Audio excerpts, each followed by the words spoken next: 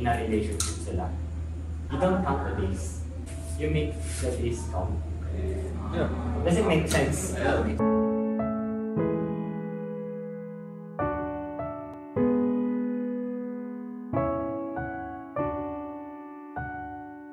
So for context lang yung main topic natin for tonight is kasi di ba medyo viral ngayon yung issue ni Sigan Lim at saka ni Kim Chiu.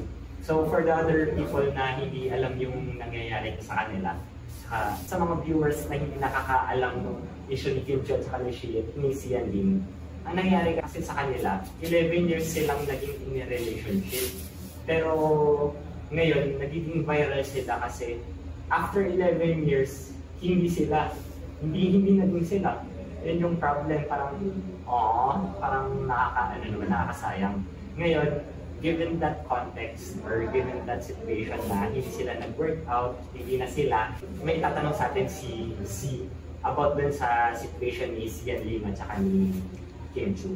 Na after 11 years, ganun yun, diba? Ako, hindi ko i-imagine ko lang siya. Pero ako hindi ko na-experience na 11 years ka na nasa relationship tapos hindi pala kayo para sa isa't isa at the end. So, ang question ni Z is, Ang tanong, bakit may salitang pinagtagpo pero hindi tinatana? ulitin natin yung question niya, bakit daw may katagang pinagtagpo pero hindi tinatana? So, medyo mabigat yun. Question. Malalim. Sa akin, hindi kami parehas ng vision. Kaya hindi nag-work out yung relationship.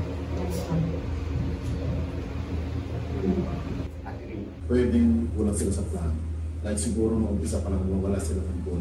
Like inisip lang nila na magrelasyon lang, gano'n. Tapos bahala na kung ano mangyari sa future kung talagang connected sila or hindi. Or baka magsawa, kaya siguro hindi kinasalagot. Cancel. Hindi siya. Hindi sila umabot sa yung proposal. Kulang sila sa plan. Sa plan. Parang wala silang parang good 4 years, dapat ganito muna, kayo tayong bahay or something, plan naman. Tapos kasal, well, usually ganun eh. Parang within time frame of 4 years. Hindi, galing ako ng hindi 11 years, pero sabihin natin 6 or 7 years, hindi nag-work out. Even una parang yung on fire kami na inamin sa isa't isa. Bukod dun sa vision, hindi namin nilagay yung pinaka-foundation ng Sigan. Yan. Vision ka na in a relationship, parang yung vision ng isa't isa kasi siya, on her part, sa kanya kasi, in a good relationship, there should be God, di ba? In a relationship, for it to work out. Eh, yun, siguro sa kanila, we don't know their story, pero, yun nga, most likely, siguro, we don't know yung religion nila. Ganun na akong kilala ng got 6 years. Tapos, nag-iwalay sila dahil sa religion. Meron ganun na. Feeling ko marami kasing factors na pwedeng nag-affect sa relationship nila. Kasi parang, paano ko ba i-explain? Yung dynamics ng relationship nila, hindi natin pwedeng ma-judge kasi hindi naman natin na-experience nila. Pero ako kasi, yung belief ko sa tadhana naman, i-build mo yung sarili mong tadhana. So technically, free will siya. Parang pag gumawa ka lang ng konting step siguro, sila, yung binago lang sila sobrang konti, siguro nag-work sila. Right? Parang walang masisisi sila. Konti lang na skew dun sa, sa relationship, konti na lang sana. Parang nakakasayang. Parang konti na lang eh. Kasi hindi sila Oo, yun lang kasi. yung Yung konti na skew na yun, dahil nga hindi talaga sila tinadhana, hindi sapat yung skew na yun, na hindi nila tinry yung skew na yun. Parang siguro naman nung mag-break na sila, meron naman option na continue nila kaya sobrang hirap na. In case ginawa nila yun, hindi tinadhana sila. parang medyo deep siya, pero pag isipin mo, parang sila yung may hawak ng relationship na yun all the time. Parang from the start. Naghaham talaga ako kasi Go! feels ko eh. I came from a 10-year long relationship. So, yun. Madaming factors na nagko-contribute doon. Una-una, wala tayo sa place na. Hindi tayo sa picture, hindi tayo sa scene. Hindi natin ma-judge. Pero siguro a contributing factor is yung lahat tayo nakamask sa isang relationship. Parang ang gusto lang natin makita ng partners natin yung good side. Which is yung hinala ko, yun yung nangyari sa kanilang dalawa. Na parang all good lang yung mga nakikita nila. Kasi syempre, ikaw ba naman ligaw, papakita mo ba agad na bad side ka? Papakita mo agad yung bad side mo? Syempre hindi. Magiging continuous na kailangan feel good, all good lang. Sobrang good boy ko, hindi ganito, shit like that. Magiging consistent na ganun, na parang hindi na siya magiging genuine. So in the end, yung toxicity, in the long run na nagtatagal sila na hindi naman totoo, that breaks them apart. Yan yun. So parang yung sinasabi ni IC na pinagtagpo pero hindi tinadhana, oo. Lesson sila. Lesson mo yun. Kasi hindi ka naging totoo eh. In the first place. And to clarify, given that man, thank you for that being vulnerable and shits. Like, that's really coming from you. That's how you saw the relationship. Na medyo, sabihin na lang na pagpapanggap, na ito yung pinapakita natin dun sa... Yung tingin nila na parang, power couple to, sobrang okay itong dalawang to. Tapos, all of a sudden, parang nung naghiwalay, everyone reacts na parang, what happened? Parang ganun, sayang naman, di ba? Wala kasi sila dun sa loob eh. Hindi nila alam. Yung underneath. Well, sa buhay naman, di ba, wala namang kasiguraduhan. So, kung dalawang strangers na bimit, give it a chance, sugal sila. Tapos kung ano man yung pagdadaan nila along the process ng relationship, it's either makes them grow stronger together or they break apart.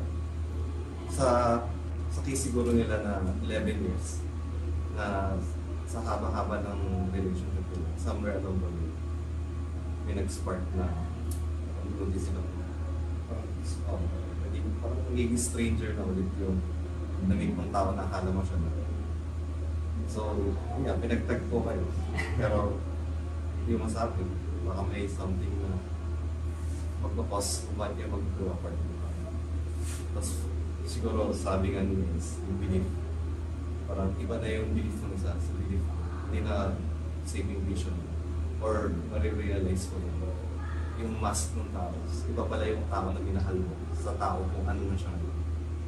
Kaya siguro. And to add more to that, hindi kasi ako agree dun sa sa pinagtagpo tapos hindi tinadhana. Kasi parang, ano bang basehan mo ng tinadhana? Yung kasal? Kaya Hindi yun eh. It doesn't make sense na porket hindi kayo kinasal, hindi kayo tinadhana. Parang yun ba yung end game? Yun ba lagi yung end goal? Kailangan ikasal ba kayo? Parang sa akin hindi complete yun. Sa magandang topic yan. That's another topic. In addition dun sa sinabi ni Gibbs, ang tadhana.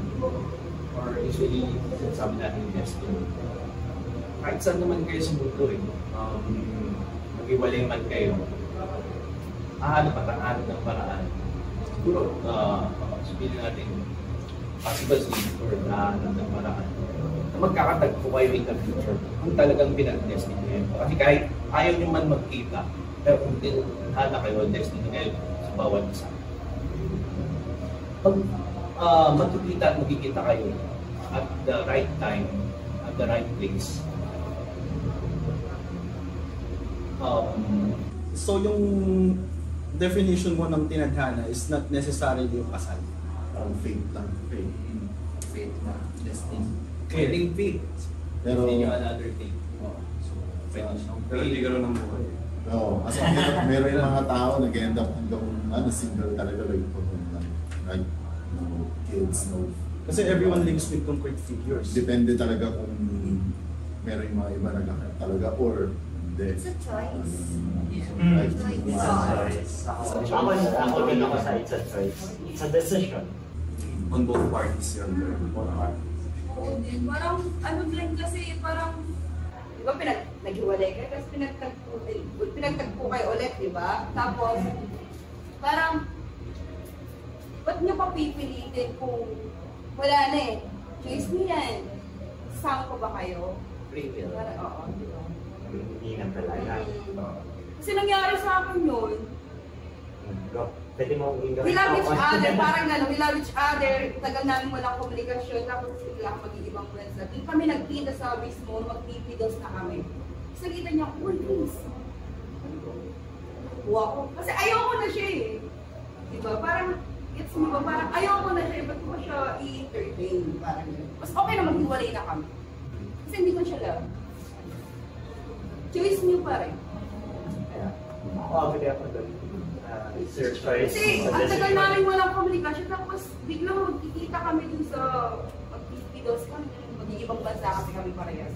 Hindi niya alam na mag-iibang bansa ako, at ako naman alam ko mag-iibang bansa siya. At dun kami nagkita sa pidos. Oo. But please, parang ganun tinawag yung pangarap ko. Tapos, hi! Hi! Ganun lang. Tapos siya, sinundan niya ako hanggang sa ano, tapos pilit niyang kakausapin niya ako, tapos sabi ko, may lakad pa ako. Parang choice ko pa rin kung I-accept. pipilitin namin yung relasyon namin. Yoko na eh, parang choice niya yun. Ay, tsaka ito sir. Kung mahal yung isa't isa, why leave it to fate? Or sa destiny? But why don't you make your own destiny or your own fate? Choice yun eh. Choice yun yung dalawa. Yung maglalaban mo yun. Pigibaaking dun sa sinabi mo. In truth, hindi pa ko rin nalaman yung kwento nila si Yelling. So, hindi ako naiintindihan. So, thank you na sa explanation. So, bakit pinagtagpo pero hindi tinagana? As yun sabi ko, ano ba ang definition ng tagana? Diba? So, yun nga. Tagana lang nag-meet, diba? So, people come and go. Diba? So, they come in our lives and they go. It's our choice natin, diba? Na we let them stay or we let them go. At tadhana is when, paano ba natin masasabi? They can be your friends or tinadhana tayo na magkakaman of pleasure. Ayan yun. I didn't expect this. Yun yung mga, hindi lang naman love lang eh. It's the tadhana's family. Yun nga, sabi natin na brothers not by blood but by bond. Yun yung mga tadhana things. So, in a sense na hindi lang naman ang pinagtagpo tayo. Ayan. Pinagtagpo tayo. There is a reason. There's a reason. Hindi lang naman tungkol love lagi na dapat magkasama. Hindi lang naman dapat yung pag-usapan. In a sense na ang tadhana, friendships din. So, yun ang pinatin natin. Yun yung sa akin. Pero, sa mga relationships, no comment muna ako dyan. So, yun na lang yung kwento. May pinagtagpo at tadhana. Meron pa rin kasi, yun natin na yun. Pinagtagpo tayo. Yung mga viewers, pinagtagpo na lang. Kasama nyo dito. Di ba? Mag-stay sila, manonood sila. Tuloy-tuloy. Ay sila, It's my choice. It's your choice naman. pero di ba, naghiwalay sila nang walang nakakaalam kung ano yung issue. Di ba, choice nila. Oo. Di ba? Ganun yan. So, yun yung take away ko naman sa tanong na yun. Sa hindi lang naman yung tadhana and choices about the relationship. Ay, hindi, between a married of kasal. It's the bonds with other people that we choose or to let them stay or go. And it's our choice then para maging. So yun yung take away ko sa tanong na yun. Tayo siya, parang nagigats ko sa talaga. Idealistic kasi Hugot siya. idealistic kasi yung parang yung pinag-private ko namin. Kahit wala kang effort, yung talagang para sa kayo sa isa't isa. Yung universe yung gagawa ng may para sa parang gawin yung gusto niya sa iyo. Pero, very rare kasi. It's there. Kaya mas maganda yung how you connect with other people. Kasi kaya mga taong nag-ano sa if meant to be, parang gano'n. Tapos biglang Pinaninindigan. Umabot na sila na ilang range, like, parang wala akong nakikilala yung gano'n. Pero like, ikaw naman yung, hindi ka gumagawa ng effort eh. Parang ano eh. It's that way. Oo, hindi naman. Tsaka diba, naghahanap ka ng right person. Tanungin mo muna yung sarili mo kung right person ka. Ganon. Here. Ano lang kasi Sa hindi. prepared ka sa mga ano rin. Like, for example, sa mga ano, like, Are you the right person for example, that? yung dream niya, like, prepared ka ba sa ano niya? Like, kung ano yung dream niya, kung kaya mo bang ano rin, sampayan. Yung gano'n. Kasi meron yung mga ito, like, masyadong mataas yung dream niya eh. Parang hindi ko kaya, okay yung dream niya, masyadong gusto niya maging, sabihin niya, kasi ikaw naman, like, okay, pasukin ko pa rin ito, pero biglang mamaya doon na kayo sa after ilang years, hindi mo maabot. Nahirapan ka kasi masyadong mataas. Yung standpoint kasi ni Jason, medyo nagigets ko siya. Siya yung nasa cautious side, men. Na parang bago siya mag-enter ng relationship, i-gauge niya muna, men. Parang he is speaking na wala siya doon sa current na relationship nila. Parang bago siya mag-enter sa relationship, like parang langit to, lupa kami, parang ganun, parang hindi pwede. Cautious, prepared ka doon. Yun yung Mas maganda. maganda yun. You know your boundary, man. Oo, yun. That's good. Yeah. I mean, I'm honest Respect that. with that. I respect you Yeah. about that. Na you know your boundary about the situation. If you're going into a relationship na, alam, ito yung boundary ko. So, babalikan natin yung question niya. Ang sabi niya kasi, bakit may linya na pinagtakbo pero tinadhana? Yan yung question niya, no? Ako sa issue ni Kim Cho at ni Sia Kim, hindi ako proper person to be heard of. Dapat hindi nila ako pakinggan. Ano naman yung sasabihin ko ngayon after nito? Hindi dapat nila ako pakinggan. Kasi ako failed relationships. For ang ex ko 3. Tapos mga 2 years lang. Maximum of 2 years. So, hindi nila dapat ako pakinggan. Wala ka sa posisyon. Wala ako pa sa posisyon, di ba? Let's hear it. Let's hear it. Pero, ang take ko lang doon, pre, yun, nag-agree ako talaga sa lahat na, it's your decision when it comes to relationship. Mali siguro ako kasi, yun again, I'm not in the position to tell or to say something. Kasi nga, failed relationships. Pero, at the end of the day, it's your decision, it's their decision. I'll end my answer to this with, sabi kasi, di ba 11 years sila? So, days, years na naging in a relationship sila. You don't count the days.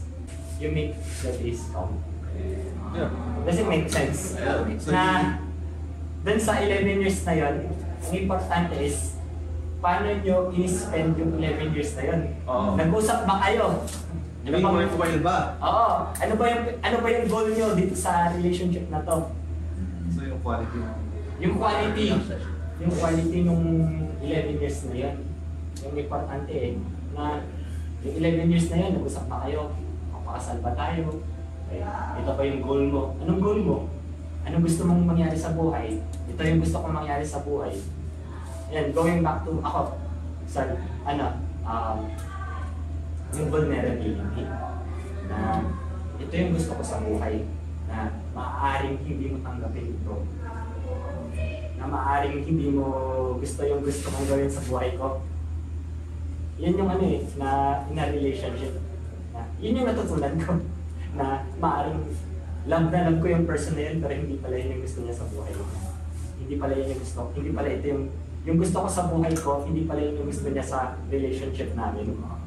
Ang sakit man, pre, na, sorry, like, love na love ko tong person na to. Hindi ka pala parte.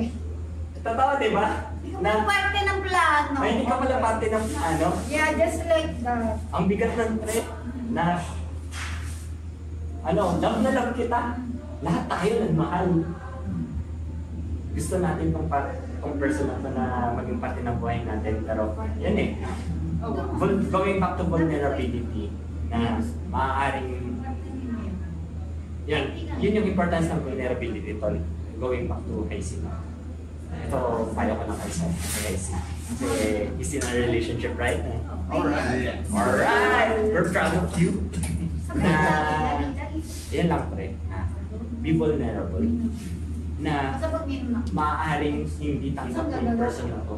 Yung goal mo sa goal mo in the next chapter of your life.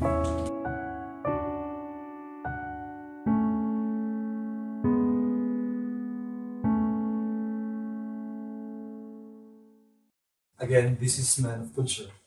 Thank you guys for watching. It really means a lot. Please like, share, and subscribe.